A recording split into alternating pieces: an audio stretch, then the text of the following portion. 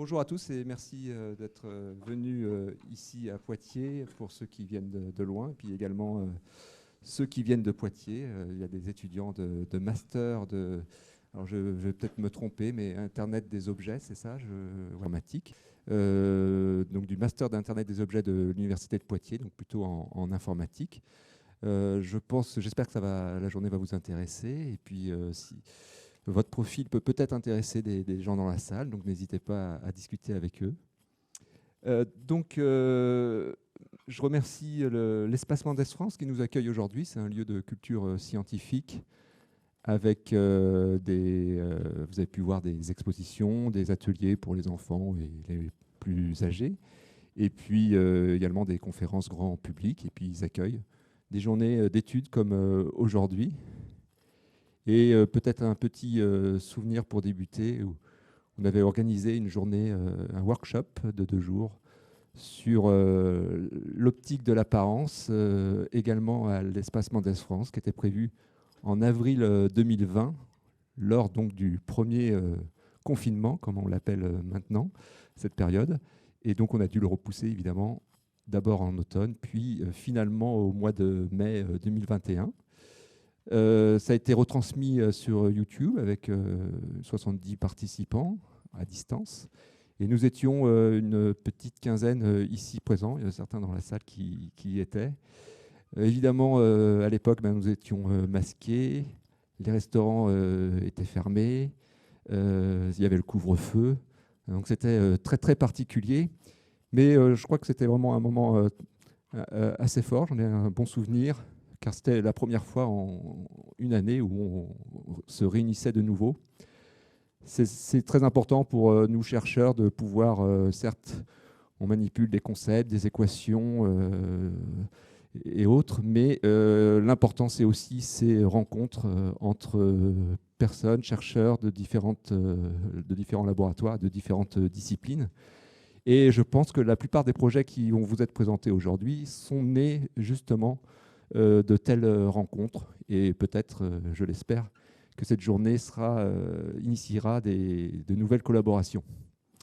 Voilà, je débute par les remerciements maintenant, parce que quand on les fait à la fin, plus personne n'est là. Pour remercier en termes de financeurs l'Université de Poitiers, qui est une université avec 20 000 étudiants pour une ville qui en compte 100 000, donc c'est vraiment un point très important dans la ville. L'Université de Poitiers qui nous finance via un projet, ces projets investissement d'avenir, pour ceux qui tiennent la comptabilité, c'était le numéro 4, et qui s'appelle UP Square. Le UP, signifie Université de Poitiers, et puis au carré, pour montrer l'ambition de l'université. C'est une université qui est pluridisciplinaire. En témoigne un ancien étudiant, René, qui a brillé à la fois en philosophie, en mathématiques, en physique et également en droit. Autre partenaire, c'est le GDR APAMAT, pour Apparence des matériaux. C'est un groupement de recherche du CNRS qui a pour but de fédérer la communauté sur cette thématique, dirigé par Mathieu Hébert, ici présent, qui organise donc notamment des journées comme aujourd'hui. Et j'en profite pour faire l'annonce du prochain événement du GDR APAMAT. C'est le 13 novembre. C'est dans le cadre de la conférence Color Imaging Conference qui a lieu à Paris cette année. Et donc en ouverture de cette conférence, une journée dédiée donc à l'apparence des matériaux, et avec notamment dans les 2 demi-journées, une demi-journée consacrée à la cosmétique. Les inscriptions, c'est 100 €, 50 € pour les étudiants, je vous précise pour être complet. Et vous êtes invités à présenter vos travaux si vous le souhaitez. C'est très simple, il suffit de transmettre un résumé d'une page si vous voulez intervenir lors de cette journée. Donc n'hésitez pas. Toutes les informations sont sur le site internet du GDR APAMAT. Voilà pour les remerciements. très rapidement le planning, mais on vous a distribué, donc je vais être très très rapide. Je vais vous présenter le projet Nuit Noire qui a initié donc cette journée. La deuxième session sera sur l'imager en profondeur. Lorsque vous avez des couches qui sont transparentes, translucides, ou que vous voulez imager des stratigraphies. Et puis, j'en parlerai un petit peu plus après la pause repas qui, si on ne déborde pas, commence à 12h15 jusqu'à 14h. Il y a de prévu une visite libre du musée Sainte-Croix, qui est le musée qui est juste en face de l'espace Mendès France. J'en reparlerai plus tard. L'après-midi, deux sessions. Une session sur l'imagerie 3D, la reconstruction 3D d'objets. Et puis, en dernière session, sur la mesure et la reconstruction de surfaces en relief. Et la mesure de l'apparence de cette surface. Voilà pour la journée. Vous voyez qu'on finit vers 16h30 à peu près, donc volontairement un petit peu tôt. Vous avez ensuite 3 possibilités qui s'offrent à vous. Si vous avez un train à prendre, eh bien, vous devez remonter sur le plateau et puis redescendre. À pied, il faut compter une demi-heure environ. Si vous voulez poursuivre la visite du musée Sainte-Croix que vous avez débuté à midi, gardez bien le ticket pour pouvoir le poursuivre. Le musée ferme juste avant 18h. Et dernière possibilité aussi, vous continuez à échanger ici à l'espace Mendès France, établir peut-être de nouvelles collaborations. C'est également, ça ferme également juste avant 18h. Voilà pour le planning. Je vais dire un mot pour introduire un petit peu la thématique de la journée. Le titre, bon, il a l'avantage d'être court, mais il n'est peut-être pas très très précis sur le sujet que l'on va aborder. Imager les œuvres d'art. Alors, œuvre d'art, il faut le prendre un peu au sens un peu plus large. Tout objet avec un intérêt patrimonial. Évidemment, des sculptures, des peintures, mais ça peut être aussi des objets archéologiques, du mobilier, pourquoi pas des bâtiments, des monuments. Et le terme imagerie, par contre, il faudrait peut-être le prendre un peu de manière plus restrictive. J'entends par là que lorsqu'on prend une photo, on pourrait dire qu'on fait de l'imagerie. Nous, on l'entend dans le sens où on arrive à quantifier une grandeur, donc à aller un peu plus loin, voire peut-être, on pourrait peut-être presque dire, faire une mesure, même si là, il y a des spécialistes de la métrologie, on va être prudent, puisqu'il est très difficile d'assurer une traçabilité métrologique en utilisant un système imageur. Mais voilà, le but, c'est quand même d'arriver à quantifier une grandeur. Avec on pourrait dire deux aspects. Voir l'invisible, par exemple, pour justement ceux qui sont dans la profondeur, c'est des choses qu'on ne voit pas, et d'arriver à les détecter. Également lorsque vous avez une cartographie d'éléments chimiques. Ou, deuxième aspect, enregistrer le visible. Là, ça peut paraître un peu plus surprenant de pourquoi mesurer ce que l'on voit. C'est une des missions justement du GDR à PAMAT, c'est de réussir à mesurer l'apparence visuelle, car certes, le système visuel humain a des propriétés assez remarquables, mais ce n'est pas un appareil de mesure, et il a une mémoire assez limitée. Donc ça, voilà pour les intérêts. Donc aujourd'hui, vous allez avoir un panorama de techniques d'imagerie et de reconstruction 3D. Alors, ça n'a aucune volonté d'être exhaustif, hein. Vous allez avoir des techniques qui sont relativement anciennes, d'autres qui sont en cours de développement. Je pense qu'on peut dire que depuis une vingtaine d'années, il y a eu vraiment des capacités au niveau de la captation d'images et puis aussi du traitement qui sont... on va dire, qui a permis la démocratisation de ce type de dispositif. Alors, pas auprès du grand public, mais auprès de laboratoires qui peuvent acquérir ce type d'appareil. Voilà, très schématiquement, quelques objectifs, quelques applications. Donc, imager les œuvres d'art, c'est documenter ces œuvres, tout d'abord pour mieux connaître les matériaux et les techniques utilisées. La reproduction de ces œuvres, physiquement déjà, avec des systèmes d'impression, que ce soit des impressions classiques ou impressions 3D, ou virtuellement de plus en plus. Et puis également, ça c'est peut-être plus en prospective, mais la capacité de pouvoir faire de l'imagerie à des différents temps donnés pour pouvoir contrôler et suivre l'état d'une œuvre. Voilà, donc ça a des applications à la fois en histoire de l'art, pour la conservation et la conservation préventive en particulier, la restauration, et puis un grand domaine d'application, la médiation pour le public dans les musées. Voilà pour une introduction un petit peu générale. Et j'enchaîne tout de suite avec une deuxième introduction sur la première session, qui est le projet Nuit Noire. Je vais inviter mes collègues à venir s'aligner sur l'estrade.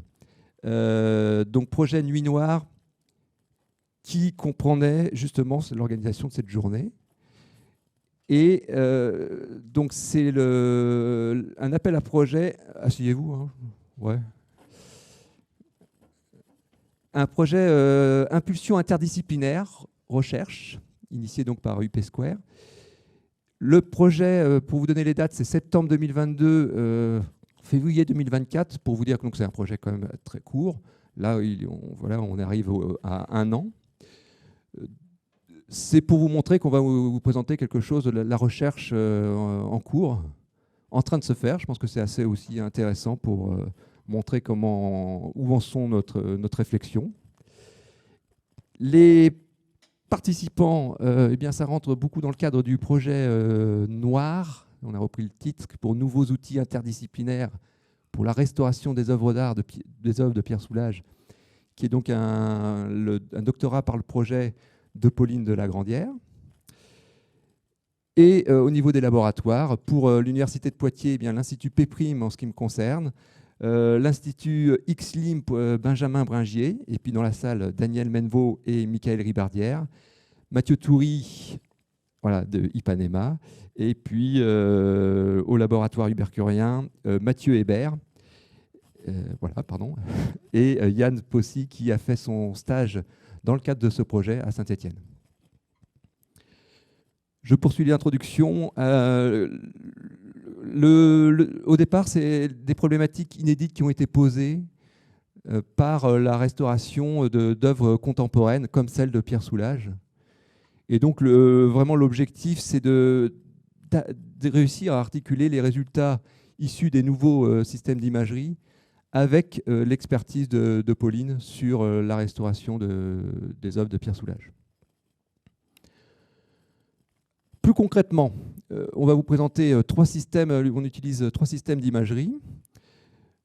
Les voici, je vais aller très vite parce qu'on va les détailler ensuite. La topographie par stéréophotométrie, l'imagerie de photoluminescence et la cartographie de brillant.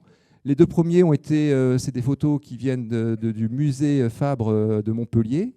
Et la 3e, c'est des étudiants de l'Institut d'optique. Et c'est au musée d'art contemporain, de moderne et contemporain de Saint-Étienne.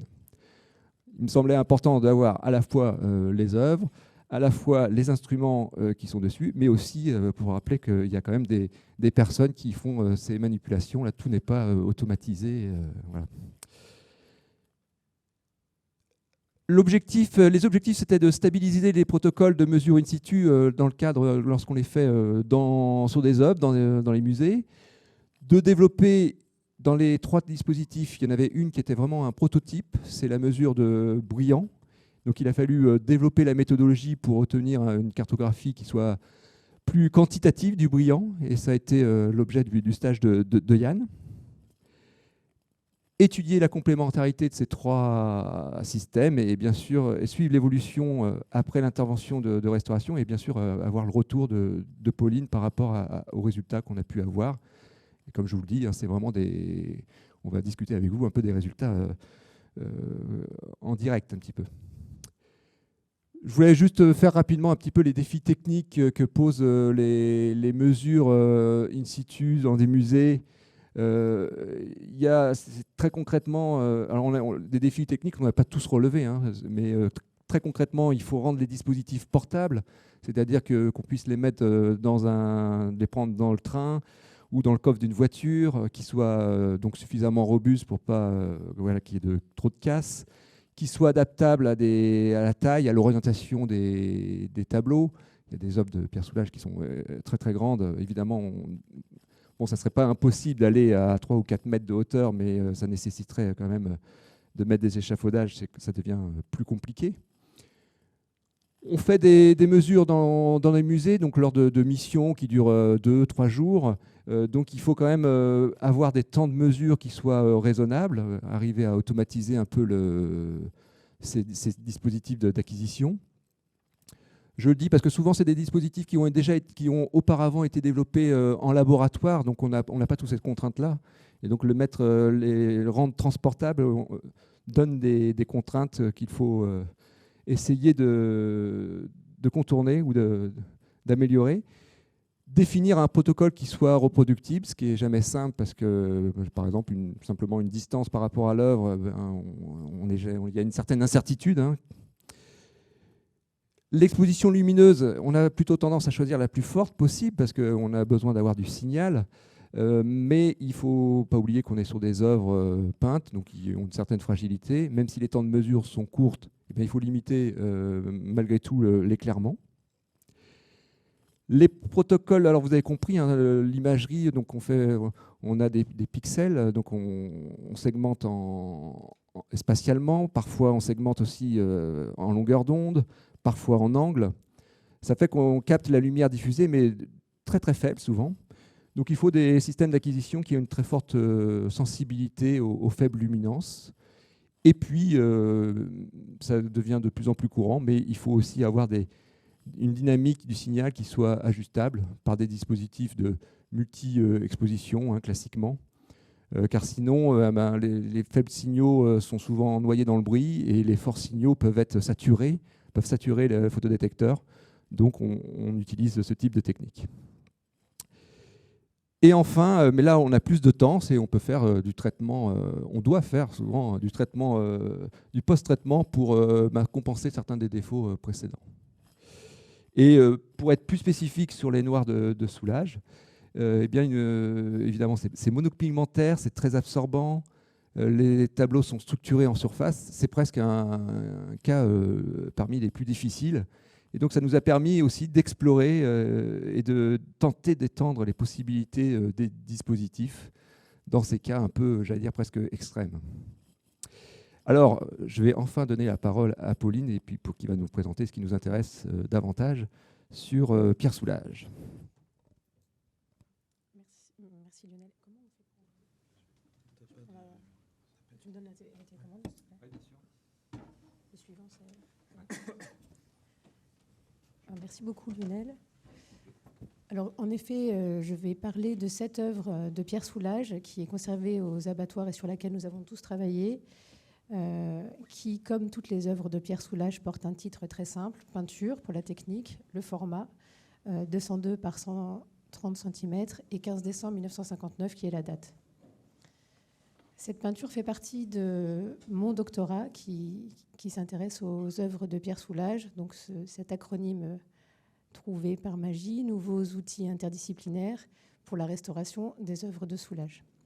C'est un doctorat qui a commencé en 2020 et qui est un doctorat, donc, comme disait Lionel, par le projet, qui est donc appliqué à la restauration des œuvres de Soulages. Mais je vous fais un très rapide panorama. Pierre Soulages, c'est 80 années de pratique picturale qui ont commencé juste après la Libération avec des peintures qui sont abstraites, où on a des aplats noirs qui s'opposent à un fond coloré un peu plus clair juste la Libération. Dans les années 50, il continue cette technique d'aplat noir qui révèle un fond coloré plus clair, mais avec de plus en plus de dynamisme, jusqu'à la fin des années 50. Ici, on a une œuvre de Montpellier de 59. Dans les années 60, sa technique s'amplifie, devient plus fluide, toujours en opposant du noir sur un fond plus clair ou plus coloré. Et en 79, il crée ce qu'il a appelé l'outre noir, une peinture totalement noire, où donc, l'ensemble de la surface est couverte par une seule couleur, mais avec des textures différentes. Et il oppose les textures lisses avec des textures striées. Et en effectuant ces peintures, il a réalisé que ce n'était plus la peinture elle-même qu'on voyait, mais la lumière reflétée par cette peinture. Il a appelé ces peintures des outres noirs, comme on pourrait dire outre-mer pour du bleu, c'est-à-dire au-delà du noir. Et au-delà du noir, on voit un autre chose, un champ mental. Bref, l'œuvre qu'on connaît le plus de Pierre Soulages.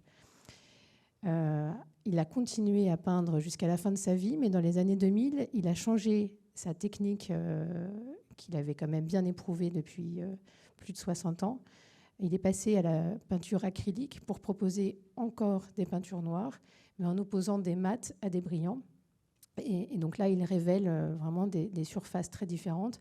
Donc une même surface lisse peut être ou très mate ou très brillante en fonction du liant. Donc on a quelqu'un qui a 85 ans a encore exploré les apparences visuelles proposées par une peinture et une couleur.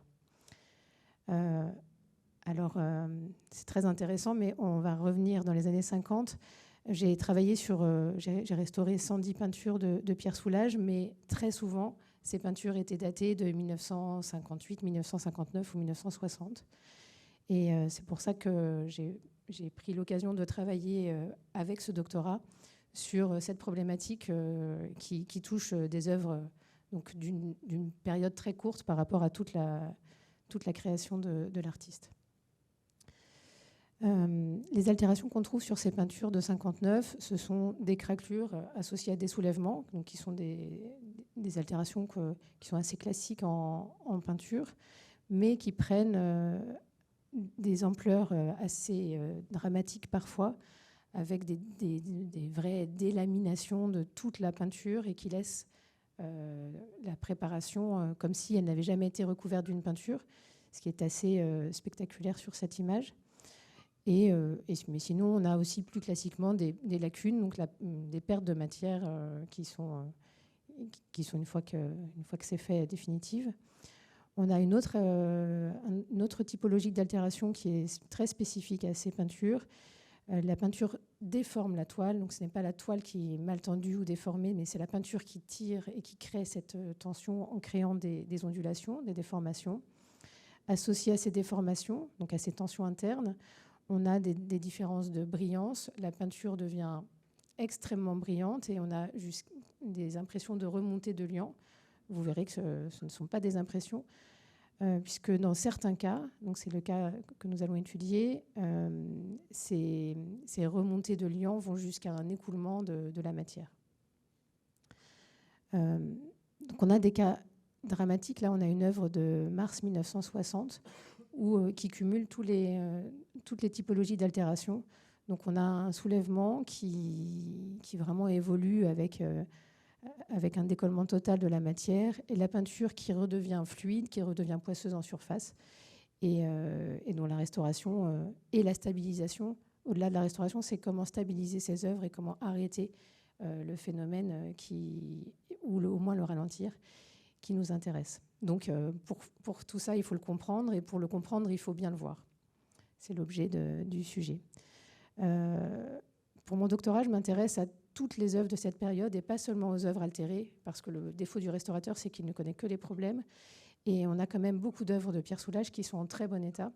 Et donc là, on a une série d'œuvres. Donc vous voyez qu'elles sont à peu près de la même période. On reconnaît la même typologie d'œuvres. Ces œuvres sont toutes exposées et en bon état, même si parfois elles demandent un entretien. Mais ce n'est pas une problématique aussi importante que toute cette série d'œuvres. Ces 5 peintures qu'on voit ici sont toutes en réserve et ne sont plus montrées depuis plus de 10 ans, voire 30 ans pour la peinture qui est tout au bout, qui est de mars 60.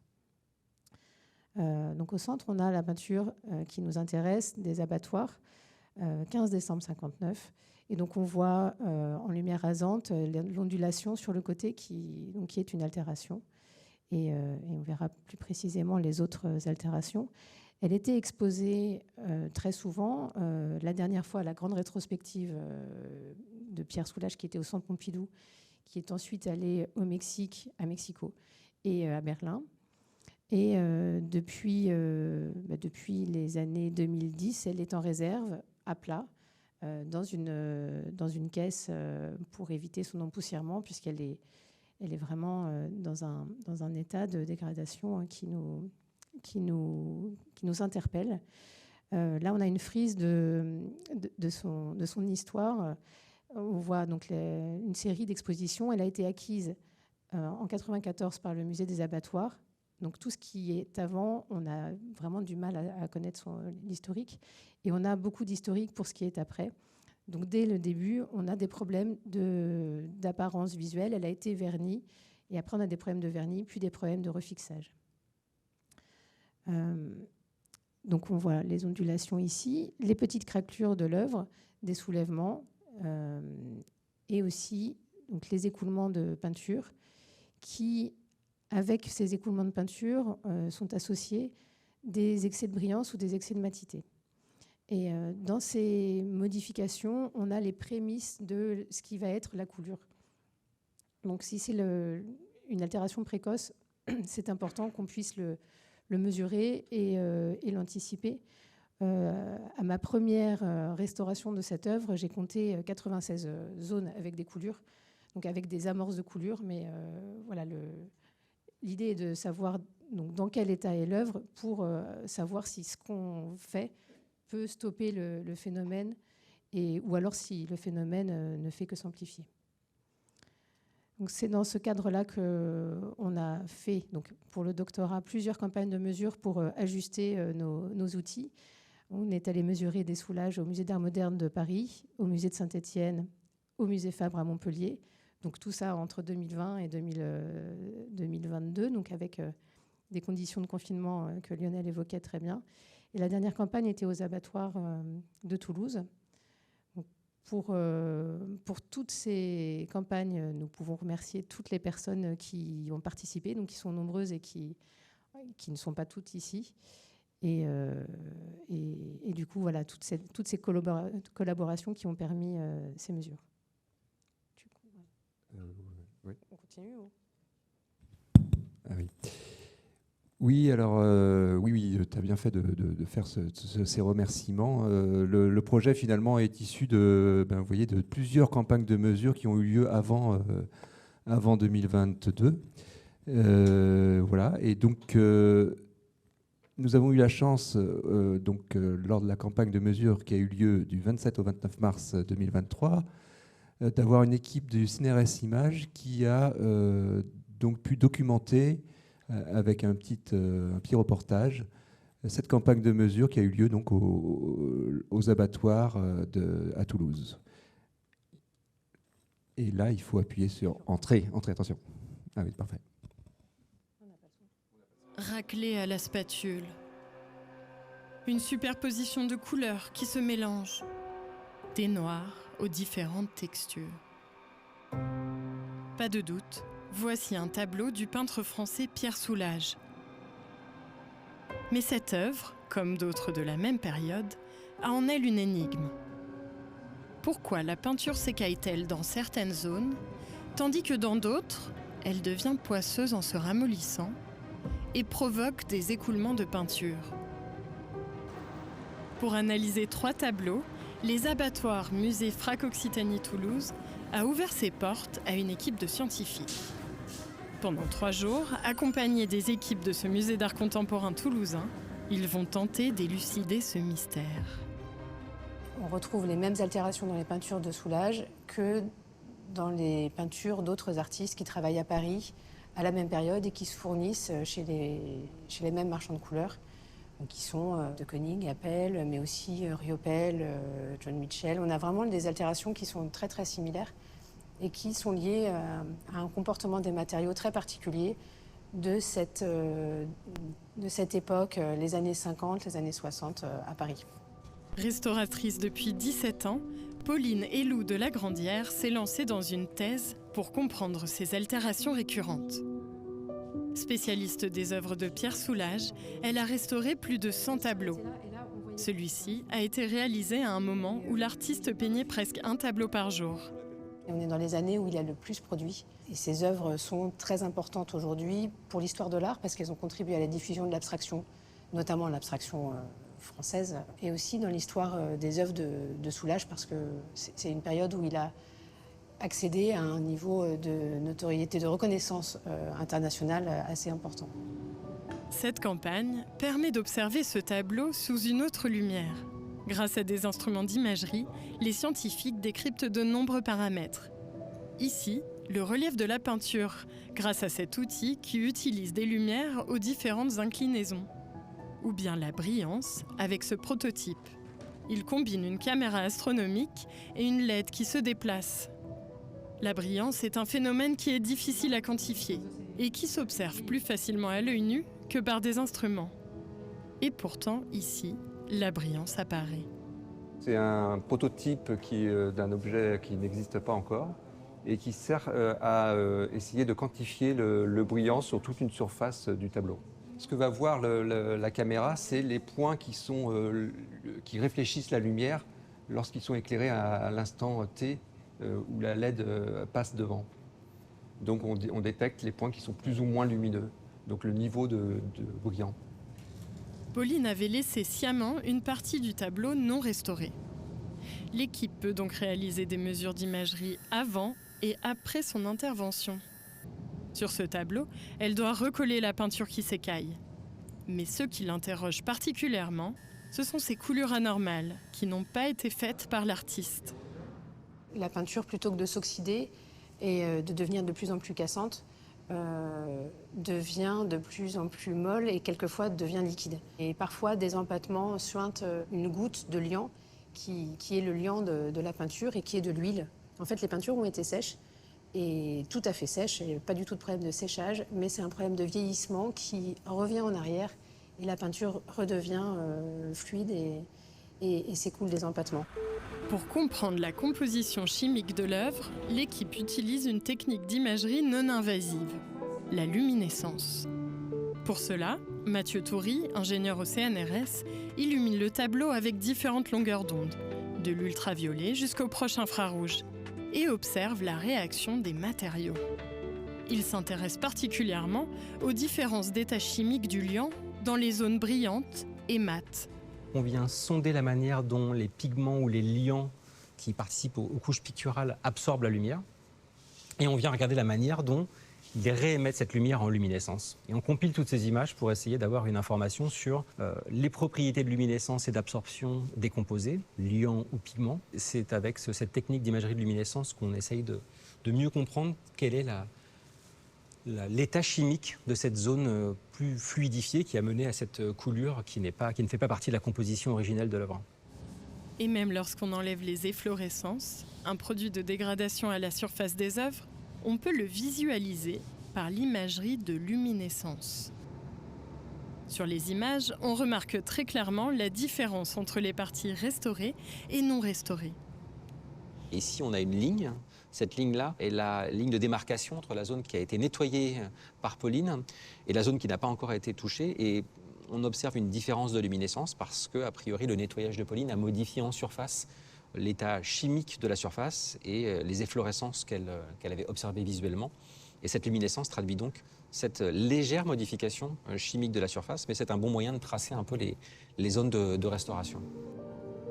La campagne d'imagerie se poursuit sur ce tableau, mais aussi sur d'autres œuvres d'André Marfin ou Georges Mathieu. Une des clés se trouve peut-être dans les conditions de conservation des œuvres. Ces nouvelles techniques d'imagerie contribueront à suivre l'évolution de l'apparence visuelle et de l'état chimique des tableaux dans le temps, afin d'adapter, si besoin, les protocoles de conservation. Pour faire en sorte que ces œuvres restent fidèles à chaque coup de pinceau donné par l'artiste.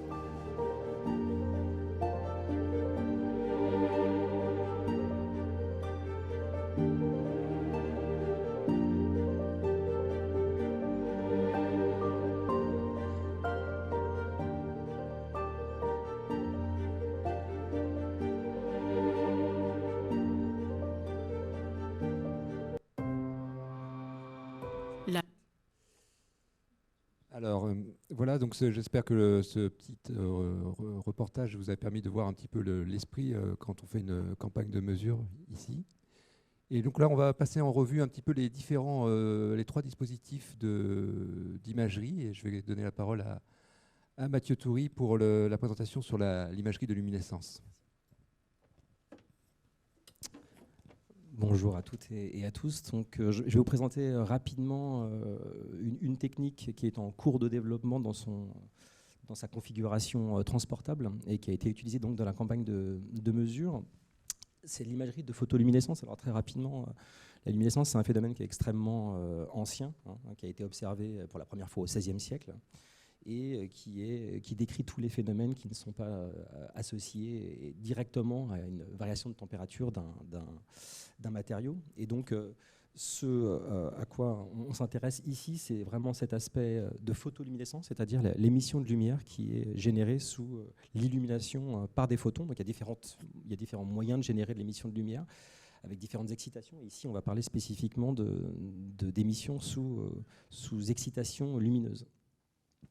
Et donc, sans rentrer dans les détails, ce qui est intéressant, c'est qu'on vient sonder l'état de la matière en excitant sa composition chimique, et en l'occurrence les électrons, et on vient la regarder. Donc, la luminescence est fortement liée à la manière dont les matériaux absorbent la lumière et dont potentiellement ils réémettent cette lumière. Alors, pour générer cette excitation, traditionnellement, et je vais en parler un tout petit peu, les ultraviolets ont été beaucoup utilisés, parce que ce sont des rayonnements photoniques plus énergétiques, donc ils ont capacité à exciter de manière plus efficace. Et donc on vient observer dans différentes gammes spectrales, en l'occurrence souvent le visible, l'émission de lumière. Et cette émission de lumière peut être caractéristique d'un matériau, et ici on essaye à la fois de s'intéresser à la manière dont spectralement, colorimétriquement elle s'exprime, mais aussi spatialement en faisant de l'imagerie, comment elle décrit l'hétérogénéité chimique des matériaux. Alors encore une fois, c'est une technique qui est relativement ancienne et qui a d'ailleurs intégré le panel analytique des différents départements de conservation assez tôt. On va dire que le rayonnement X et les ultraviolets ont été utilisés très très tôt dans les studios et les laboratoires associés à des musées. Et dès les années 1930, en l'occurrence, par exemple, paraît un ouvrage qui est écrit par James Rorimer qui entre guillemets, décrit à la fois tous les avantages d'utiliser ce genre de rayonnement pour exacerber des contrastes qui témoignent de la vie, l'historicité d'un objet, la manière dont il a évolué, dont il a été restauré. Donc il décrit, alors ce qui est assez amusant, c'est qu'il recolorise des images manuellement pour montrer, pour exacerber ces contrastes. Et puis il décrit même des protocoles de manière très méthodologique, la manière dont il vient utiliser à la fois quelle gamme d'excitation, quels ultraviolets et quel type de détection pour collecter ce genre d'images. Donc, c'est simplement... je ne sais pas pourquoi si on s'intéresse à la vision humaine dans le domaine du visible, donc nous on est sensible dans la gamme entre guillemets entre 400 et 700 nanomètres. Donc on perçoit en lumière naturelle, en réflectance, des couleurs. Et si on regarde ici typiquement un schéma qui décrit à peu près, de manière très schématique, la structure d'une œuvre, la luminescence, c'est-à-dire en l'occurrence l'excitation sous ultraviolet, permet de sonder principalement les couches superficielles. Donc à la différence de ce qu'on verra cet après-midi, on n'est pas du tout capable là d'aller en profondeur, mais on vient regarder plutôt des zones qui sont très très superficielles. Donc on illumine dans les ultraviolets. Alors ça a l'avantage d'être non perceptible par l'œil, et on détecte visuellement, en l'occurrence, une émission de lumière associée à un matériau dans le visible. Ce qui est traditionnellement fait pour enregistrer, c'est de faire de la photographie ultraviolette. Donc là, on n'utilise plus la sensibilité humaine, mais on utilise des capteurs couleurs qui sont capables, comme on utilise quotidiennement avec nos téléphones portables, collecter une image couleur. Donc on a des capteurs qui codent l'image dans 3 gammes spectrales qui sont associées à ces filtres qui sont apposés sur le capteur. Et une chose qui est assez importante, c'est qu'on vient aussi filtrer la manière dont on illumine l'objet, puisqu'on ne veut récupérer que l'émission de lumière, et en aucun cas on ne veut récupérer la manière dont l'objet, le matériau, réfléchit la lumière ultraviolette. Donc c'est pour ça que traditionnellement on utilise des filtres qui sont des coupes haut, et donc on ne vient détecter que cette gamme spectrale pour obtenir l'image de luminescence. Et très clairement, comme je le disais, c'est des techniques qui sont utilisées depuis très longtemps dans le monde muséal. Donc ça, ce sont des images alors à gauche en lumière visible et à droite sous ultraviolet, qui témoignent de l'intérêt comme outil diagnostique de l'hétérogénéité de surface d'une œuvre, de la manière dont elle a été retouchée ou en l'occurrence restaurée. Ça, c'est des images qui proviennent d'un livre qui date des années 60. Et c'est utilisé de manière beaucoup plus quotidienne et maintenant avec évidemment l'utilisation de capteurs numériques, couleurs, pour documenter les œuvres. Et donc en partant de cette idée, l'idée était d'avoir un outil qui soit un peu plus quantitatif et moins qualitatif, et de pouvoir sonder non pas simplement la luminescence à travers une excitation ultraviolette, mais pouvoir exploiter et sonder différentes gammes d'excitation. Et de la même manière, au lieu d'utiliser un capteur couleur qui n'autorise que le codage de l'image dans 3 gammes, de pouvoir utiliser des filtres qui permettent justement de pouvoir sonder l'émission dans différentes gammes spectrales de manière un peu plus étroite et de plus optimisée pour visualiser cette hétérogénéité. Donc l'idée a été de développer, comme vous l'avez brièvement vu dans le petit documentaire, un système qui soit plus versatile et qui permette donc d'utiliser différentes gammes spectrales en excitation, donc avec des LED cette fois, mais plutôt une quinzaine de LED, et puis d'avoir un capteur noir et blanc sensible, donc avec un très niveau de bruit. Comme le disait Lionel, il y a un intérêt aussi à minimiser l'illumination des œuvres, sachant que la luminescence, c'est un phénomène qui est un faible rendement. On reçoit peu de photons émis pour beaucoup de photons envoyés. Donc il y a un effort là d'optimisation. Et on vient utiliser, donc devant, on vient placer différents filtres qui permettent de coder donc, ces images dans différentes gammes spectrale. Donc là, ça, c'est le système tel qu'on l'a brièvement aperçu devant, non pas l'œuvre de Pierre Soulages, mais une œuvre de Georges Mathieu qui a fait l'objet d'études pendant la campagne de mesure. Donc l'idée est d'avoir pu rendre transportable avec ici les modules qui sont les modules LED, la caméra, la roue de filtre, et de pouvoir obtenir des images à différentes grandissements. Donc on est capable de, pour l'instant, c'est encore une fois un prototype, c'est un instrument qui était au laboratoire, qu'on a exporté pour pouvoir faire des mesures in situ, faire des mesures de quelques centimètres carrés jusqu'à des champs de vue d'environ 1 mètre carré. Donc si je reprends une des zones, de l'œuvre de Pierre Soulages pour donner un exemple. Donc ça, c'est une zone qu'on a imagée. À droite, vous avez juste un zoom de l'image visible. Ça, c'est une image extraite, alors cette fois en réflectant, c'est-à-dire que comme j'ai la capacité de choisir à la fois l'excitation et l'émission, là, on vient détecter l'image réfléchie en réflexion diffuse. Donc on illumine dans la même gamme que l'on détecte. Donc ce n'est pas de la luminescence, mais ça permet de traduire un peu ce que l'on voit en réflectant dans cette gamme spectrale, en l'occurrence dans le vert orangé. Et donc, on est capable de choisir différentes gammes d'excitation. Donc là, vous avez des images de luminescence avec dans le rouge, donc une détection dans le rouge. Et donc, on peut choisir différentes gammes d'excitation et on peut voir qu'on fait apparaître différents contrastes. Et de la même manière, inversement, on peut choisir la manière dont on vient choisir différentes gammes de détection avec les différents filtres en utilisant par exemple ici une excitation à 405 nanomètres.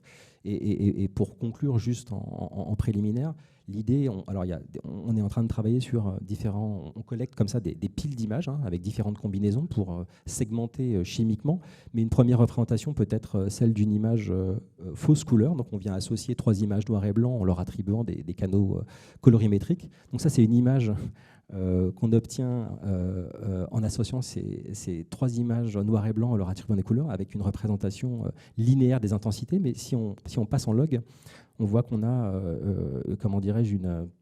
une exacerbation des contrastes intéressantes qui traduisent ici plusieurs événements, on va dire. Et si je change de combinaison, de la même manière ici, on vient faire ressortir différentes gammes.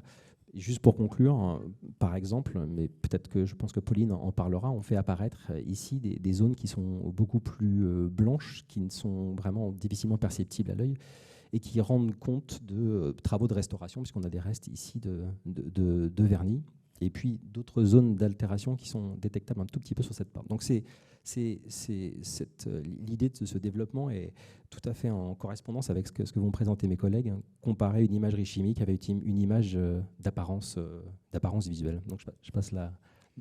Oui, on va passer la parole à... Donc là, on va présenter une deuxième technique, celle de Benjamin sur la stéréophotométrie. Et on vous présentera un petit peu quelques résultats à la fin.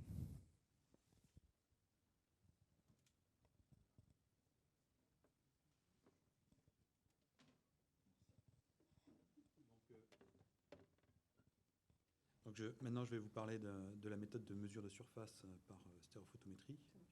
Non, ça ne marche pas. Si, c'est bon. Non. Est-ce que c'est bon? Ouais, c'est bon. Donc, je vais parler de la méthode de stéréophotométrie qu'on a employée pour faire de la mesure de surface et de colorimétrie. Alors, voilà. Donc, je repars d'assez bas au niveau théorique, dans le sens où, comme vous le savez, quand vous faites une photo, chaque pixel de votre photo va dépendre déjà de comment vous allez éclairer votre objet, votre surface. Mais ça va dépendre aussi de votre système d'acquisition. Et puis au milieu, vous allez avoir votre surface ou objet que vous allez voir mesurer. Et donc derrière, on peut imaginer mettre une fonction qui va englober sa géométrie, alors à différentes échelles, on en parlera après, et puis sa colorimétrie et son aspect. D'accord ? Et donc généralement, on va vouloir ressortir un de ces paramètres ou tous ces paramètres. Et donc, si on reste dans un système d'acquisition assez classique où on va faire que des photos dans du visible et on ne va pas utiliser des méthodes d'éclairement un peu particuliers comme par exemple de la projection de franges, eh bien on va faire soit bouger la caméra pour avoir plusieurs photos et donc en faisant une mise en correspondance on va pouvoir retrouver relativement facilement la géométrie. Alors cette mise en correspondance peut être relativement complexe dès qu'on va travailler sur des surfaces où justement il va être compliqué de trouver des points d'intérêt et de pouvoir les relier entre les différentes images. Et alors la deuxième solution, vous vous en doutez, c'est de faire changer la position d'éclairage. Et donc là on va parler de stéréophotométrie. Et le problème, ça va être de pouvoir modéliser proprement cette fameuse fonction qui englobe finalement plein de paramètres pour pouvoir essayer de faire ressortir le paramètre qui nous intéresse ou les paramètres qui nous intéressent.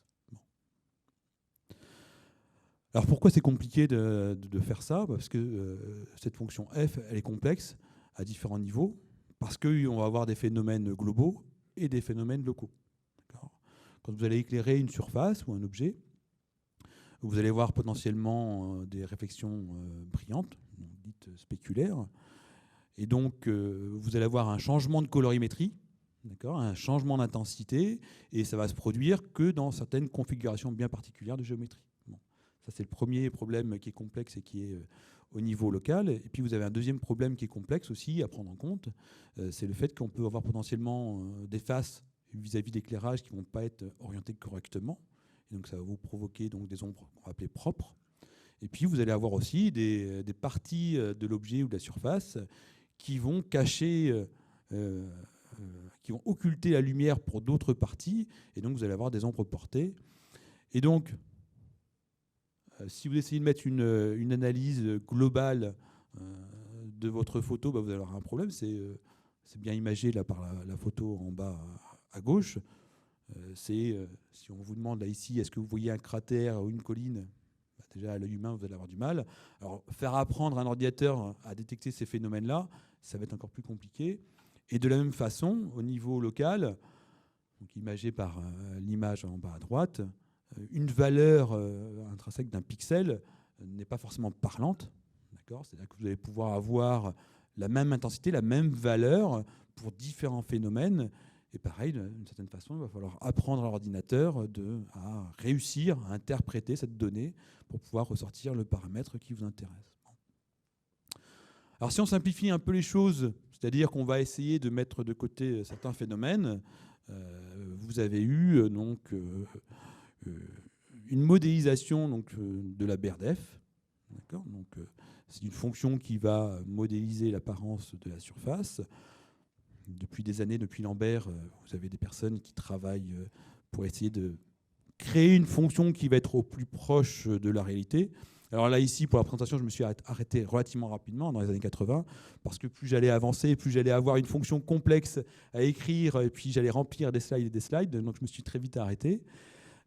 Et donc, l'objectif généralement de ces fonctions-là, c'est de représenter le schéma qui est à droite, c'est-à-dire représenter la partie diffuse qui va modéliser finalement la partie colorée, et puis le lobe que vous voyez apparaître qui va modéliser la partie brillante. Et donc moi, je m'intéressais plutôt à la partie diffuse, et puis on verra après qu'on va s'intéresser aussi à la partie brillante. Bon. Alors généralement, pour évaluer ces différentes fonctions, on va avoir des critères.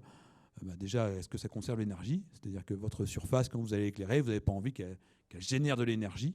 D'accord. Donc, il faut que ça conserve l'énergie pour que ce soit physique, que vous puissiez analyser donc, votre acquisition.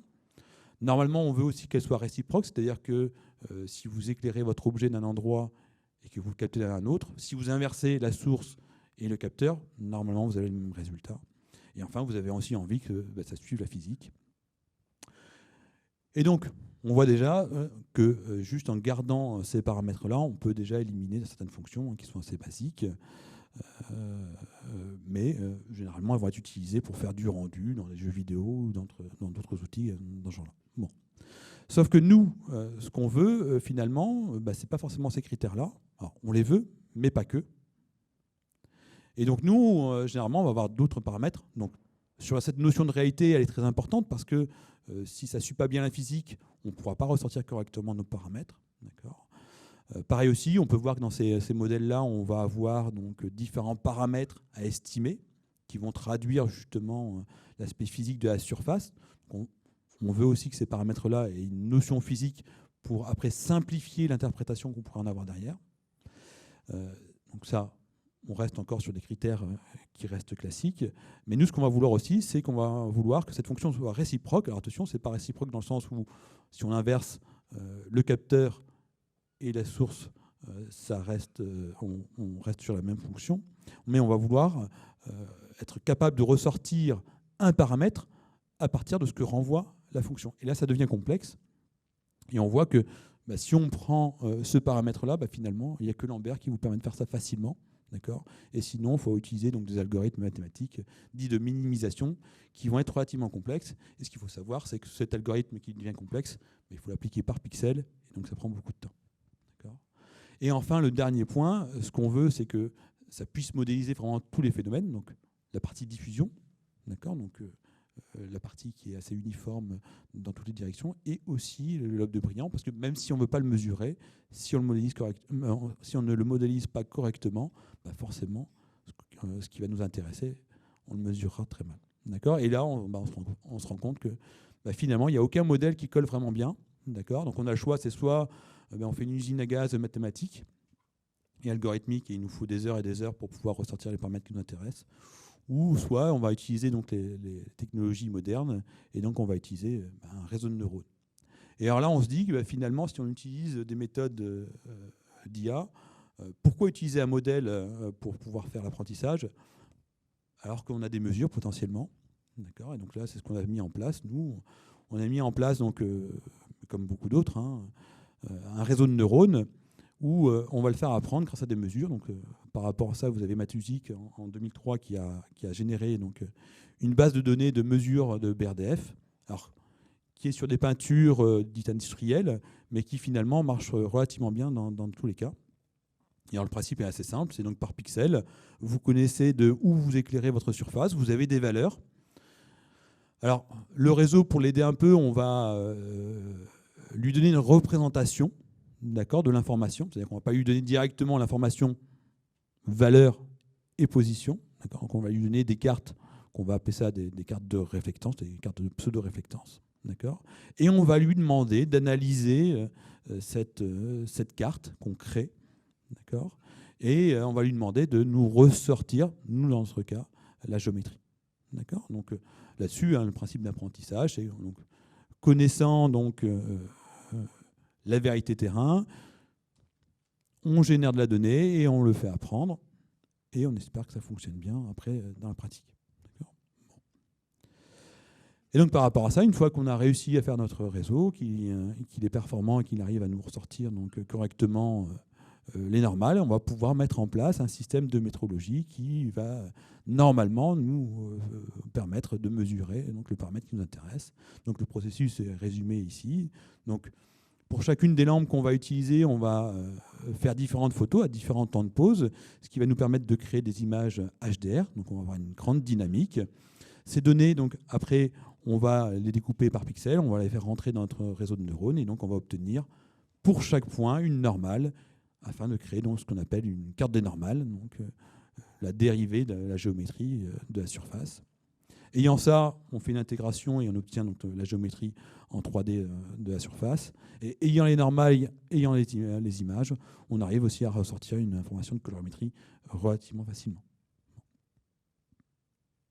Donc pour parler du système qui a été utilisé donc, lors des campagnes d'acquisition, donc par rapport à ça, donc on utilise une caméra industrielle classique qui est en rouge vert bleu, donc qui nous permet d'avoir une résolution de 2000 par 1500 pixels. On va utiliser donc un objectif 35 mm qui va nous permettre de nous positionner, alors vous voyez là, sur la photo, à environ une trentaine de centimètres des œuvres, pour ne pas les abîmer, pour être en no contact. Comme vous pouvez le voir dans l'animation, on va allumer les lampes les unes derrière les autres.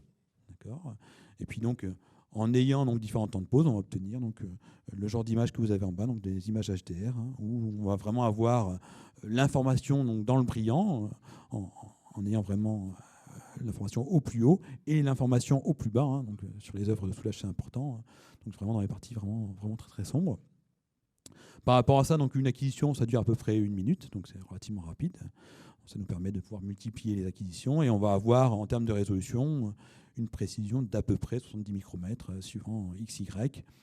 Et je ne rentre pas forcément dans les détails, une précision au-dessus au niveau de la géométrie. Bon. Et donc si on regarde donc un exemple de mesure, voilà le type de résultat qu'on peut avoir. Donc, je vous ai mis pour information sur la droite 6 des 11 images qui sont acquises. Donc là, ici, elles sont représentées en HDR. Donc, je ne vous ai pas mis les lots de photos dites LDR, donc en basse dynamique, la dynamique de la caméra. La carte des normales que ça peut vous ressortir au milieu. Donc là, ici, au-dessus, je vous ai mis un peu l'encodage que vous avez dans une carte des normales. Donc, en fonction de la direction, eh bien, vous allez avoir une couleur différente. Et donc par intégration, la géométrie qu'on va voir. Alors là, ce qui est intéressant, c'est qu'on va pouvoir voir justement la coulure, son comportement au fur et à mesure de ce qu'elle va rencontrer au niveau géométrique. Donc, vous voyez là ici, c'est sur une échelle de 0 à 3 mm en encodage couleur. Et puis la colorimétrie qu'on va pouvoir avoir, et ce qui va être intéressant par rapport à ce qui va être présenté après, c'est qu'on va pouvoir s'apercevoir que par conservation de l'énergie, quand on va avoir du brillant, on va avoir au niveau colorimétrique une diminution de l'intensité et donc on a un phénomène logique et intéressant à visualiser. Voilà. Merci Benjamin. Et puis donc dernière technique, donc il y a un prototype. Je vais donner la parole à Mathieu et Yann peut-être. Qu'on va présenter en tandem avec Yann, et donc, qui est représenté avec moi sur la photo. Alors là, c'est imager le brillant. Alors pourquoi chercher à imager le brillant? Il y a une problématique de base. On pourrait dire, oui, on fait une photo, on voit bien si ça brille. Alors là, on a un exemple d'une partie du tableau qui a été pris en photo. Et on pourrait se dire les parties qui sont claires brillent et puis les parties qui sont plus sombres sont plus mates. Et non, en fait c'est l'inverse. Les parties qui sont les plus claires ici sont les plus mates parce que on ne connaît pas la position de l'éclairage. Et c'est ce qui est particulier avec le brillant. En fait, le brillant dépend des positions respectives de l'objet, de l'observateur et de l'éclairage. Donc on peut avoir des configurations où c'est très lumineux parce que ça brille, et puis d'autres où ça ne brille pas. Et dans une photo, on ne connaît pas toute la géométrie, notamment, on ne sait pas où se trouve la source, et en fait, là, la source se trouve derrière l'observateur. Et on ne le sait pas. Donc, en fait, une simple photo est trompeuse, à moins que la photo laisse voir à la fois l'observateur, l'objet et la lumière, ce qui n'est pas le cas ici. Donc, en fait, à partir de photos, on a une information qui n'est pas fiable pour enregistrer le brillant et puis pouvoir le réobserver plus tard. D'où l'idée d'essayer d'avoir une image qui soit vraiment une carte de brillant. Alors, les principes pour imager des œuvres d'art, on veut évidemment que ce soit sans contact. On aimerait que ce soit large champ, si possible, d'avoir une carte du tableau entier en une seule prise, ce qui n'est pas encore tout à fait le cas aujourd'hui avec ce premier prototype.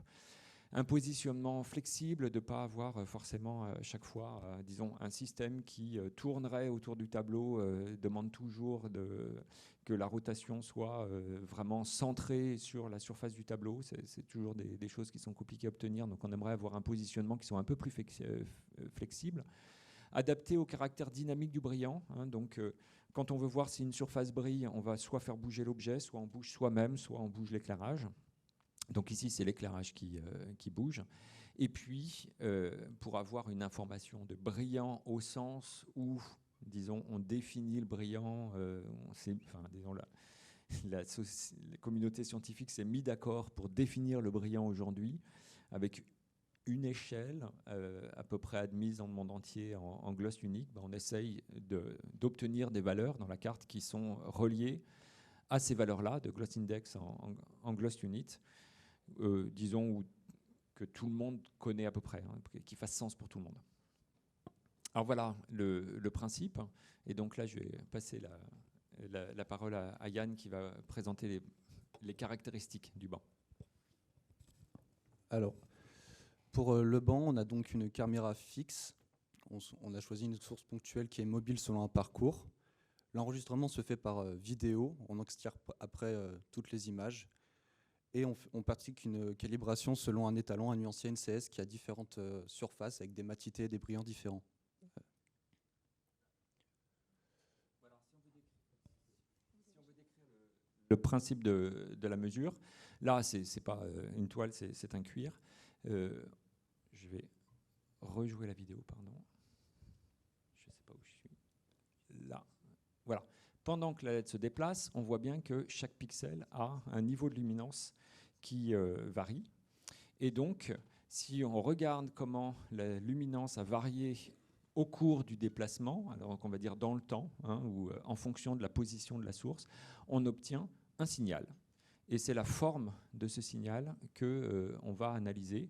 Alors pour l'instant, c'est un déplacement selon une ligne, donc ça nous donne une courbe. On pourrait imaginer un vrai scan 2D, et là, ce serait une courbe 2D. Donc pour l'instant, c'est une courbe 1D.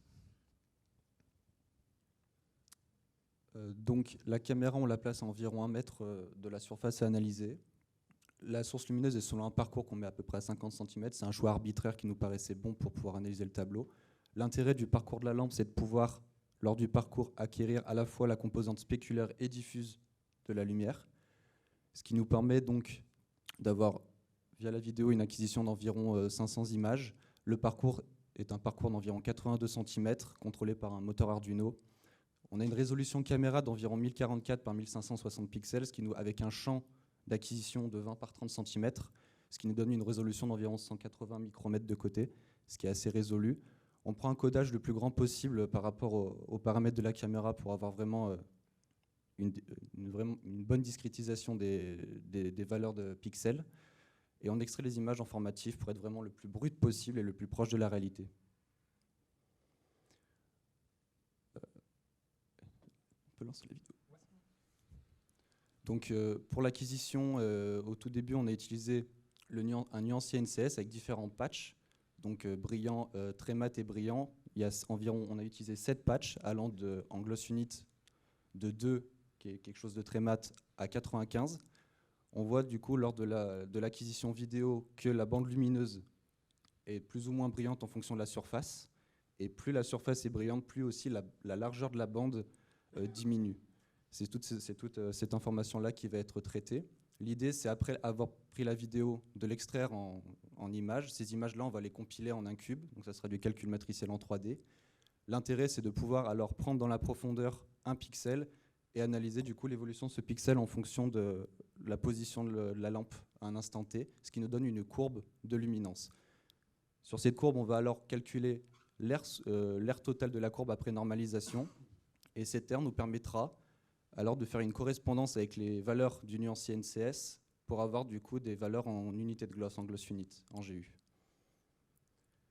L'interface développée permet alors, via une carte des maximums, la carte des maximums a été créée en compressant totalement le cube et gardant que le maximum atteint par chaque pixel. Il n'y a pas vraiment de valeur qualitative là-dessus, c'est vraiment pour une appréciation rapide à voir quelle zone a été éclairée, quelle zone est analysable, et permet aussi de cliquer. On obtient alors différentes courbes. On voit que la courbe a une largeur et du coup une aire qui varie selon la surface que l'on analyse. En haut à droite, nous avons donc la carte des aires correspondante, et cette carte des aires est alors extrapolée en carte de brillant. La carte de brillant, on voit bien qu'on a des valeurs qui sont assez proches de ce que l'on veut. On est quand même plus précis sur la partie mat que sur les surfaces brillantes. On oscille ici entre, par exemple, pour un gloss unit, en 6 gloss units, on oscille entre 5,3 et 7,4, tandis que pour une zone plus brillante comme ici, on est entre 71 et 74. L'idée, c'est du coup après de regarder la précision de ces acquisitions. Donc on a utilisé un diffuseur blanc parfait. Ce diffuseur est du coup lambertien et diffuse totalement la lumière. Donc on a quelque chose qui est censé être proche d'un 0 en matité. Les courbes semblent sur toute la surface assez proches. Il y a juste une translation selon le parcours, parce que la caméra, la lampe, éclaira cette zone-là avant celle-ci.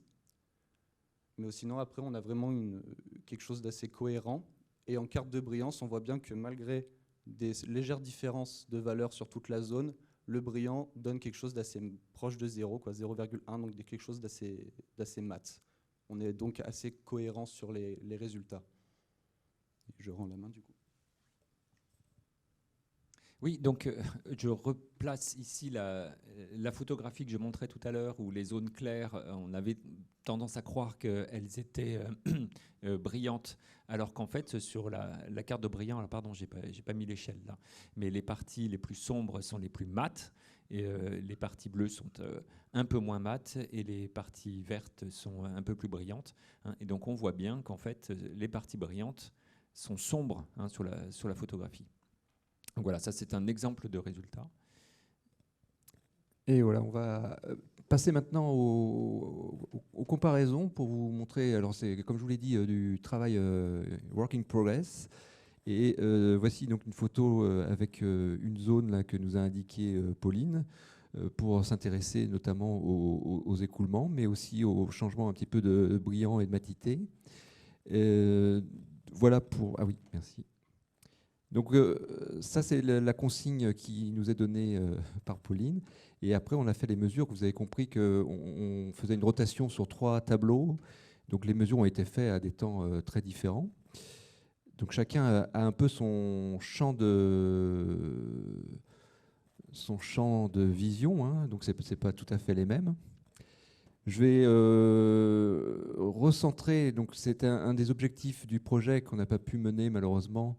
Mais de faire une fusion des données. Donc là, on a juste recadré vraiment manuellement les images pour un petit peu situer, faire cette comparaison. Donc je vais reprendre très rapidement ce que mes collègues ont présenté. Ici, donc, c'est la carte de luminescence avec ce codage. Donc l'excitation est à 405 nanomètres et puis ce codage en rouge, vert, bleu et une échelle log pour mettre en avant les différents éléments.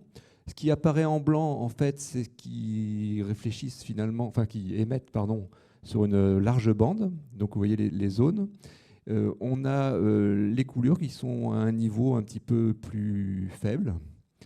Voilà pour la partie luminescence. Vous avez la topographie avec l'échelle en nanomètres, donc pour les zones les plus hautes, voilà, il y a une échelle qui varie en gros entre, vous avez une hauteur là pour l'empattement qui est de 2 mm environ. J'ai dit nanomètres, non? 2-3 mm. Et puis enfin la cartographie de brillant, où vous voyez que finalement les zones, alors là le contraste pas très bien, mais il y a quand même des variations de matité, on va dire. Et puis les zones, les couleurs sont vraiment les zones les plus brillantes. Voilà, c'est ce genre de comparaison qu'on essaye de mener. Alors oui, j'ai oublié de dire, le brillant est donc reliés au gloss unit. Donc vous avez en gros des gloss units qui sont de l'ordre de 0 à 20 dans les parties bleues et puis beaucoup plus élevés sur les coulures. Exemple de choses qu'on peut analyser, par exemple, c'est, vous voyez, cette zone blanche là qui coupe un peu les écoulements. On voit que là, la luminescence nous donne une information un peu chimique. Donc on voit qu'il y a vraiment deux choses différentes. La topographie peut être un peu trompeur parce qu'on a l'impression, comme c'est vraiment le relief qui est mesuré, que cette bande ici qui est en blanc semble perturber, cette zone blanche en fait est en relief, et on a l'impression qu'elle perturbe l'écoulement, ce qui va un petit peu en contradiction avec ce qui est ici où l'écoulement semble plus continu. Et puis ici également pour le brillant où on voit assez faiblement cette partie en blanc ici, ce qui est un repeint en fait. Voilà pour cette comparaison. Là, j'ai mis, je replace les différentes techniques très rapidement avec des champs un petit peu différents.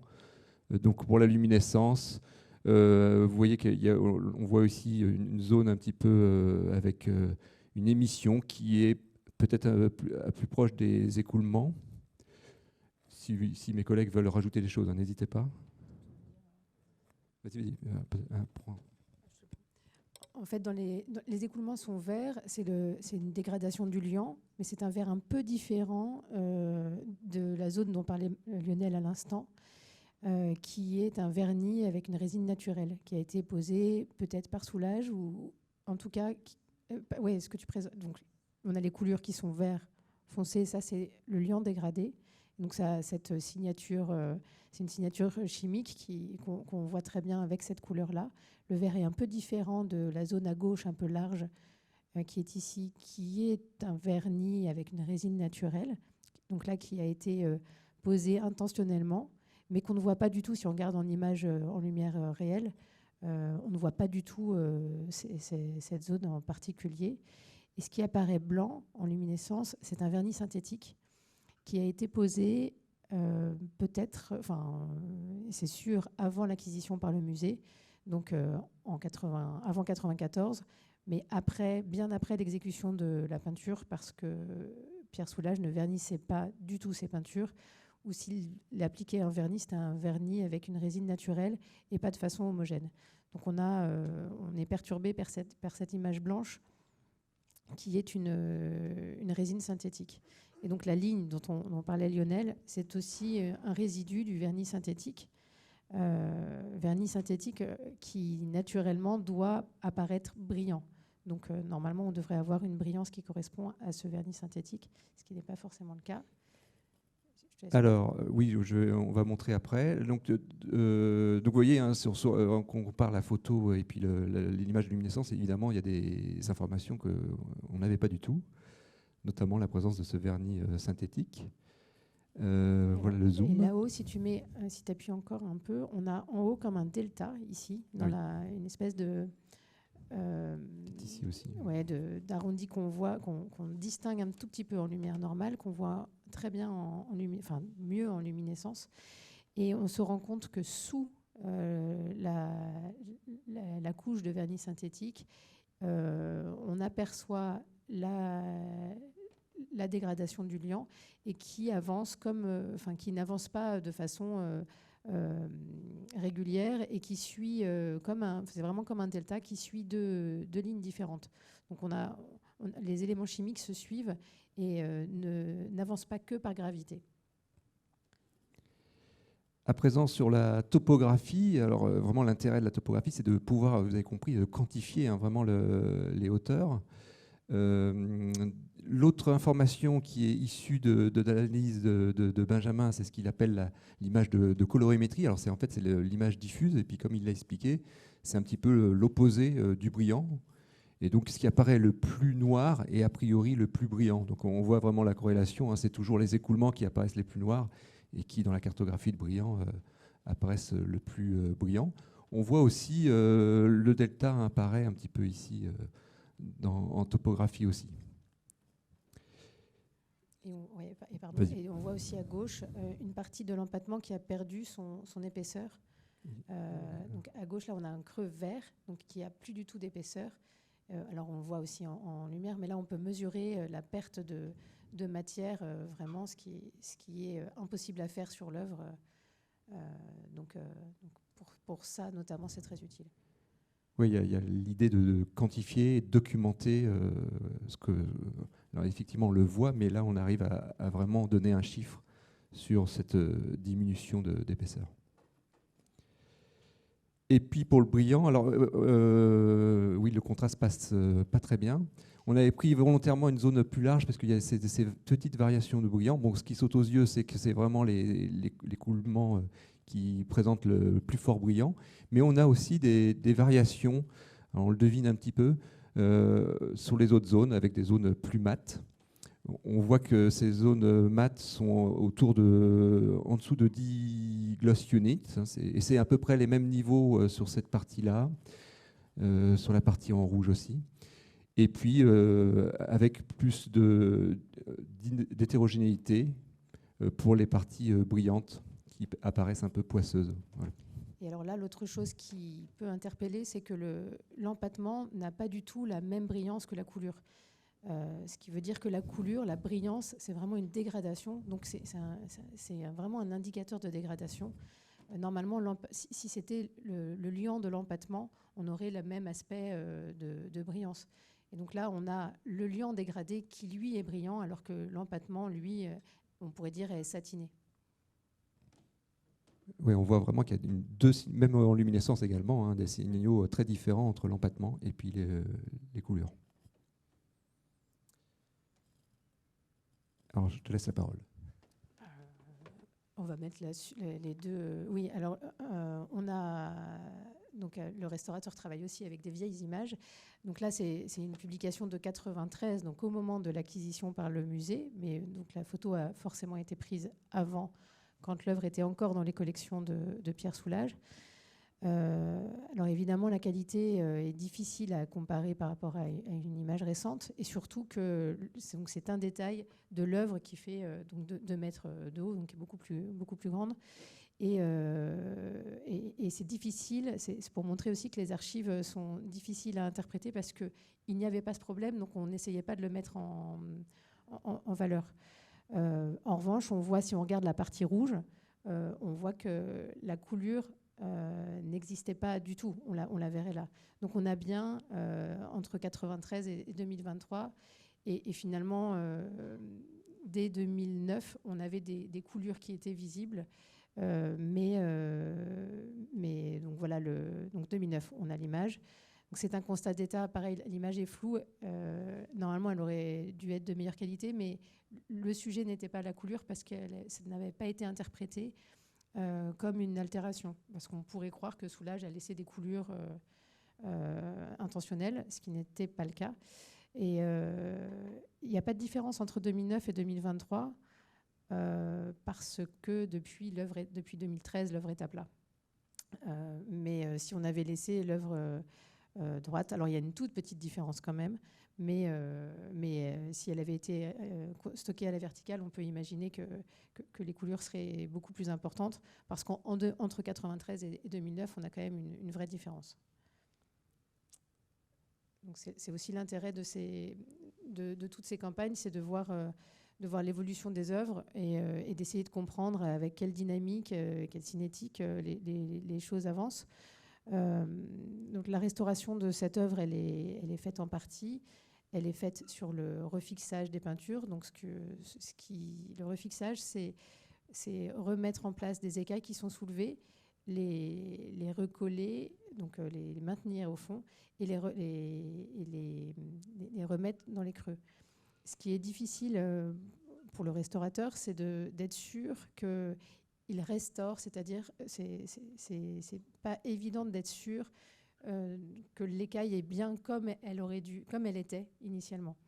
Moi, j'ai toujours peur de l'écraser un peu, de l'abîmer en la forçant à se remettre en place. Et l'autre chose qui m'interroge, donc c'est vraiment tout le sujet, ce sont ces blanchiments que moi je perçois très bien sur les œuvres.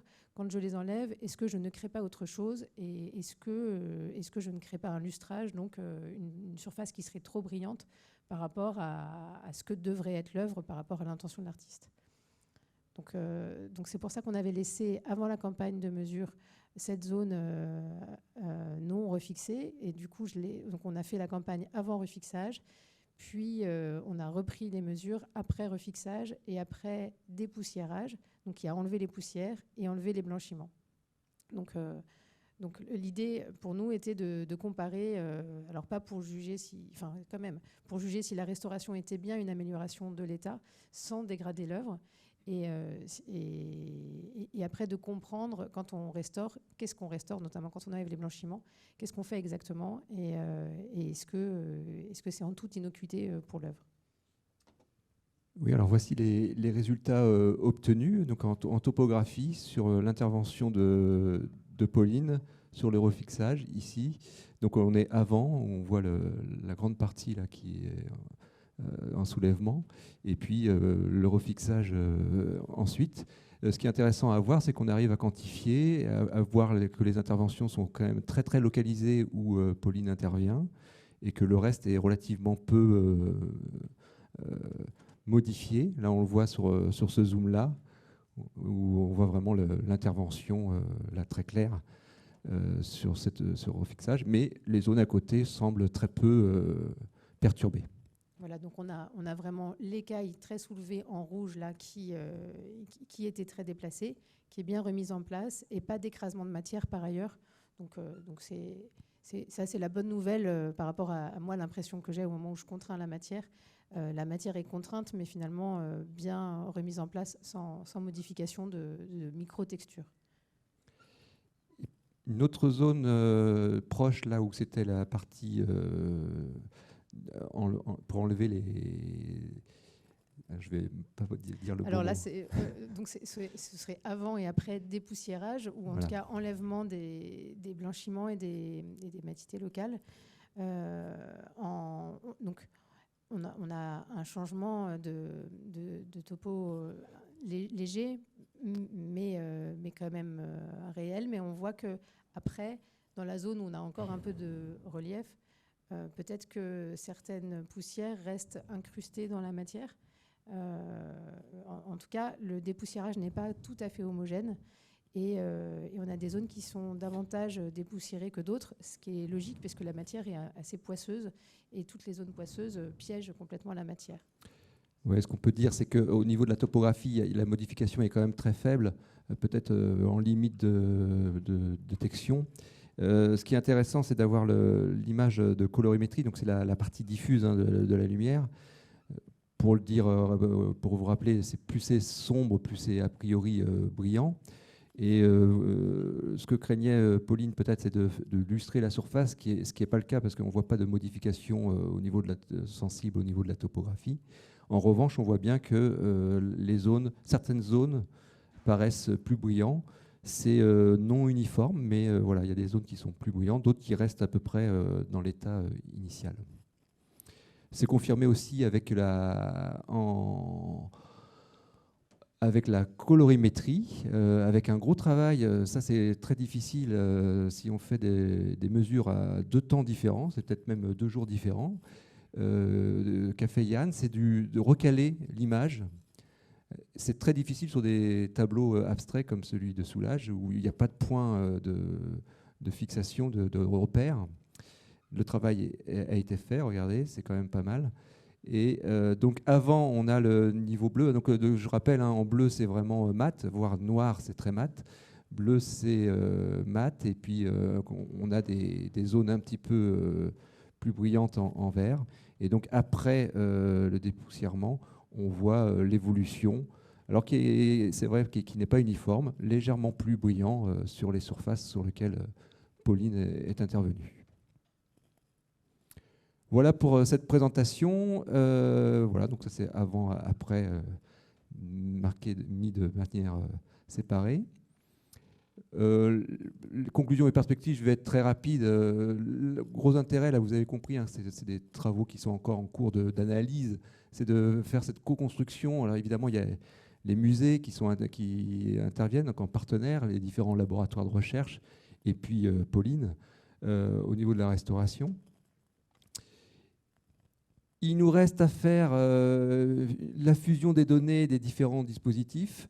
On avait prévu de le faire avec un stage. On n'a pas trouvé d'étudiants. Donc, s'il y a des jeunes qui sont intéressés, peut-être que nous, on est en tout cas partants. Et puis, en prospective, vous l'avez compris, pour l'instant, ça se fait peu, mais c'est cette idée d'utiliser l'imagerie pour faire du suivi quantitatif des œuvres, pour faire des constats d'état réguliers. C'est ce que fait Pauline, mais elle le fait de manière manuelle. Donc ça permet d'avoir un support numérique et puis voilà, qu'elle peut suivre également, et puis ou en cours d'une restauration, comme on vous l'a montré à présent. Voilà pour cette première session. Et puis on vous laisse, si vous avez des questions peut-être, ou des commentaires qui sont les bienvenus, puisque vous avez compris. Alors, je vais faire le passage de... La question, vous avez un état avant, un état après. Est-ce que vous envisagez de faire un calcul de différentiel, enfin de voir par soustraction ou je ne sais quel système, de voir justement ce qui a été changé, rendre visible une troisième image finalement? Oui, ça c'est l'idée. Alors avec le gros problème de recaler l'image, ce qu'a fait Yann. Le point pour les repérages, quoi, que ce soit vraiment... Oui. C'est très très dur, parce que dès qu'on a un décalage de quelques pixels, l'image de différence est difficile à... Oui, si je peux compléter, alors effectivement, tout le point est sur le recalage. Et soustraire des trucs qui sont décalés, on va voir que le décalage. L'autre point aussi, c'est alors soustraire, c'est très facile quand on affiche une seule dimension. On peut soustraire 2 images en noir et blanc, et ça fait sens. Mais là, les images affichent plus de dimensions. Si on regarde la microtopographie, les cartes de normale, déjà on utilise les 3 canaux couleurs pour les 3 directions de l'espace, etc. Donc soustraire des choses multidimensionnelles, c'est déjà un petit peu plus difficile. Donc là, oui, l'idée de la fusion de données ou de la comparaison, il va falloir trouver des méthodes de représentation qui fassent sens. C'est pas si banal. À mon avis, c'est un vrai sujet.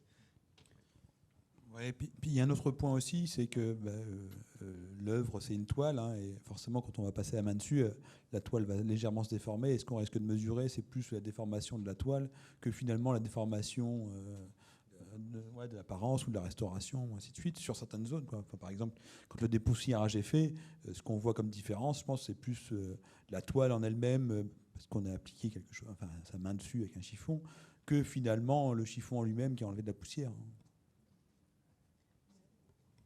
Mais l'idée, c'était de pouvoir voir si l'œuvre devient de plus en plus brillante, parce qu'on a vu que la brillance, c'était l'altération. Et on voit qu'il faut le faire, mais à même état d'empoussièrement aussi. Et en fait, l'œuvre, elle n'est quand même pas, elle n'est pas dans une vitrine à pas bouger. Et du coup, ça compte aussi l'état de mesure et l'état d'empoussièrement et peut-être, en effet, de tension de la toile, donc toutes les conditions alentour. Question de Lou. Alors moi, j'ai une petite question sur la partie 3D. Est-ce qu'il y a une influence des variations locales ou temporelles de la BRDF sur la reconstruction de la 3D? Est-ce que ça peut limiter la précision? Alors, si j'ai bien compris le modèle de réseau de neurones, il y a une hypothèse d'uniformité peut-être? Alors, vu que c'est un travail par pixel, finalement, cette notion alors ce que je vais appeler global, c'est-à-dire ce qui peut se passer en termes de variation entre les pixels, on s'en préoccupe finalement assez peu. D'accord ? On considère que ce qui va sortir par pixel va être bon et on le prend tel quel. Et après, les algorithmes qui sont appliqués pour passer des variations à la réelle géométrie, de toute façon, ont vocation à essayer de supprimer au maximum le bruit et ce qui n'est pas plausible. C'est-à-dire que si on fait un parcours dans un sens, et on va donc pouvoir calculer l'élévation suivant un certain chemin, si on change de chemin et on va du même point à un autre, normalement, on doit avoir les mêmes variations. Et donc les algos ont vocation justement à corriger un peu ces problèmes-là. Mais donc normalement, oui, par rapport à la BRDF, il n'y a pas de problème du fait qu'elle varie. Hein. Justement, le réseau de neurones a appris une multitude de BRDF. Une question là de Vincent. C'est une petite question qui est un peu transverse par rapport à ce que vous expliquiez sur l'imagerie. C'est juste par rapport aux coulures. Les coulures, c'est quoi? C'est une réhydratation du liant par absorption atmosphérique de l'humidité? C'est quoi? C'est un changement de composant? C'est tout le problème.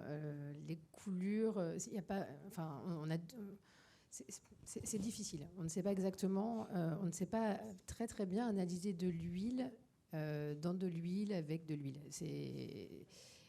C'est un niveau de dégradation, mais l'huile utilisée normale, elle est déjà dégradée aussi parce qu'elle est pré-cuite, elle est pré-saponifiée avec des oxydes de plomb pour pouvoir sécher rapidement.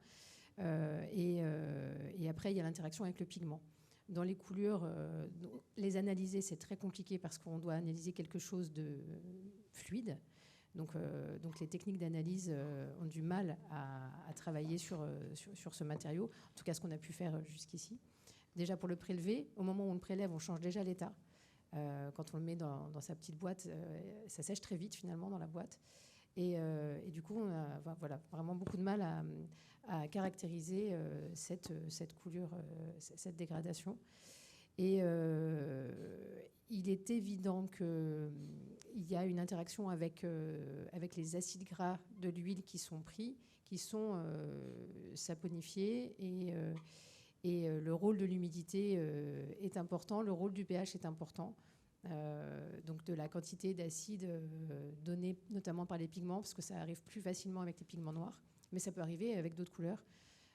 Pour l'instant, on est vraiment en exploration d'un sujet qu'on comprend mal et on ne sait pas pourquoi, ce qui a provoqué ça à un moment.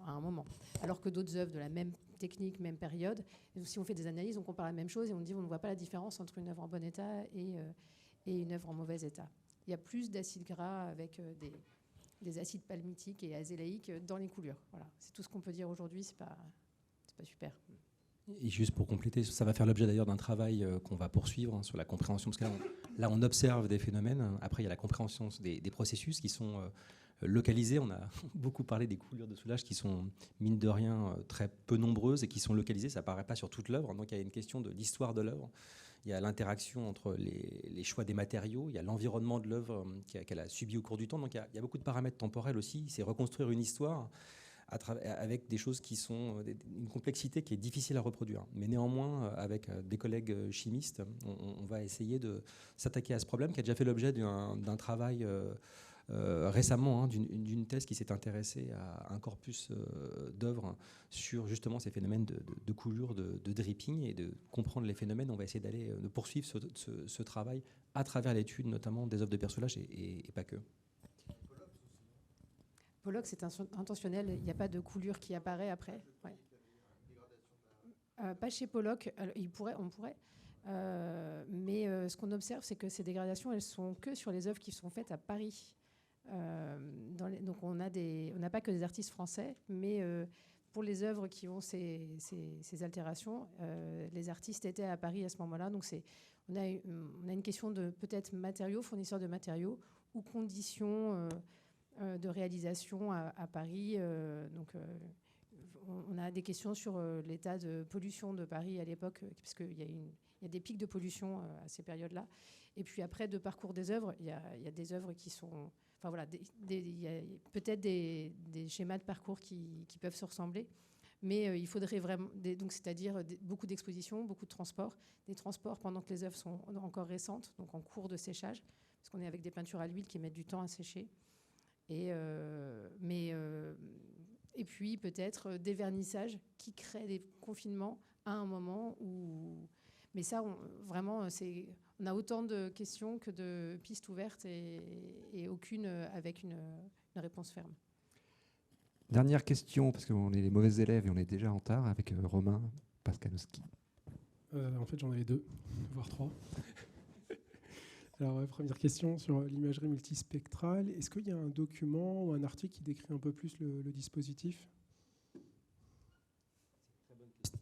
C'est une très bonne question.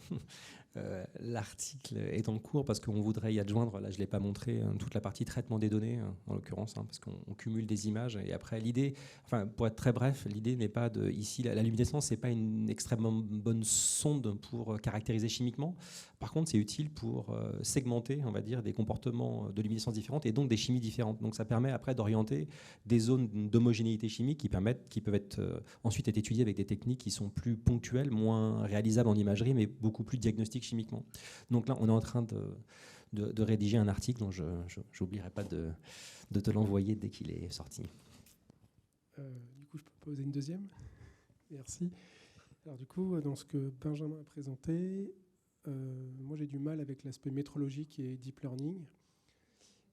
Et je voulais un peu savoir si ce ne serait pas plus intéressant d'utiliser l'expertise de Pauline pour qu'elle crée une palette des différentes peintures et mesurer ces BRDF-là et que le réseau de neurones apprenne uniquement sur la palette. Ça, je pense que c'est une très bonne remarque. Je pense que tout le monde aimerait avoir justement une base de BRDF mesurée sur un peu plus que ce qu'a fait Matuzik. Parce que justement, le gros problème de Matuzik, c'est que c'est une base de données de peinture qu'il a appliquée sur des sphères. Alors, je n'en sais pas plus par rapport à ça, mais il y a 20 ans en plus. Et donc, c'est assez limitant. Mais alors, ce qui est étonnant, c'est que alors, depuis 4-5 ans, il y a beaucoup de papiers qui ressortent là-dessus, sur la stéréophotométrie à base de réseaux de neurones. Et ils utilisent tous cette base de données. Et finalement, ça marche relativement bien. Nous, dans nos expérimentations où on a fait l'acquisition d'objets un peu en porcelaine ou en différents matériaux, finalement, à chaque fois, ça marche bien, quoi. C'est-à-dire que c'est suffisant pour finalement faire en sorte que le réseau apprenne et ressorte des données qui soient plausibles et avoir une géométrie qui corresponde à la réalité. Mais par contre, ouais, ce serait intéressant d'avoir d'autres bases de données, ça c'est sûr. Parce qu'en fait, moi, je m'inquiète de l'influence de l'apprentissage sur un jeu de données qui n'est pas cohérent avec l'œuvre, ou n'importe quoi d'ailleurs, et qui te sort une géométrie, puisque du coup, est-ce que du coup, on ne pourrait pas faire une mesure de la géométrie directement avec une autre technique, interférentielle, scanner, n'importe quoi, et comparer ce qui est mesuré de manière directe, donc de la géométrie, avec ce que la technique que tu utilises de stéréo donne? Alors, ouais, pour les œuvres, ça, on n'a pas pu le mettre en place, parce que justement, c'est un peu lourd au bout d'un moment. Par contre, sur d'autres acquisitions, plus en labo, c'est ce qu'on a fait, et encore une fois, ouais, ça marche bien. C'est-à-dire que la corrélation, elle est bonne, il n'y a pas de défaut, alors que normalement, les matériaux qu'il y a sur les objets mesurés ne correspondent pas du tout à ce qu'il y a dans la base d'apprentissage.